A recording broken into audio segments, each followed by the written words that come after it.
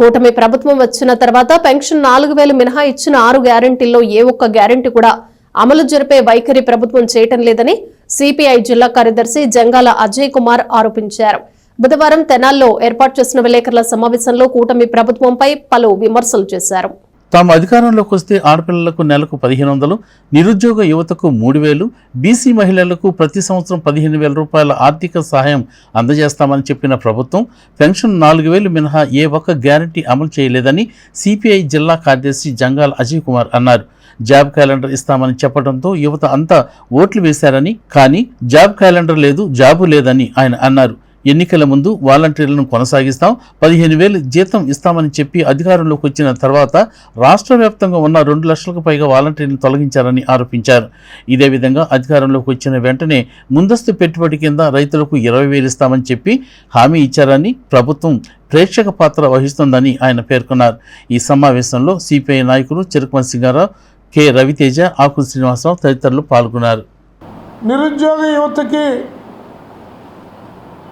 3,000 రూపాయల చొప్పున వాళ్ళందరికీ సహాయం చేస్తామని చెప్పారు.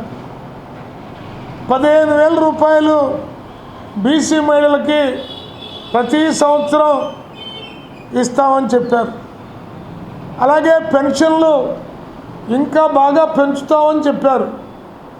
అది కూడా లేదు. వీళ్ళు పెన్షన్ 4,000 ఇవ్వటం తప్ప వాళ్ళు చెప్పినటువంటి 6 గ్యారెంటీల్లో ఒక్క గ్యారెంటీ కూడా అమలు జరిపే వైపున ఈ ప్రభుత్వం చేయట్లేదు. అలాగే జాబ్ క్యాలెండర్ విడుదల చేస్తామంటే యువజనులందరూ కూడా ఆయన ఎటు ఇయ్యలేదు జగను, వీళ్ళు ఇస్తారనుకొని నమ్మి యువతరం మొత్తం ఓట్లేశారు. కానీ జాబ్ క్యాలెండర్ లేదు, జాబులు లేవు. ఉన్న వాలంటీర్లోని 2,36,000 మందిని తీసి అవతల పడేశారు.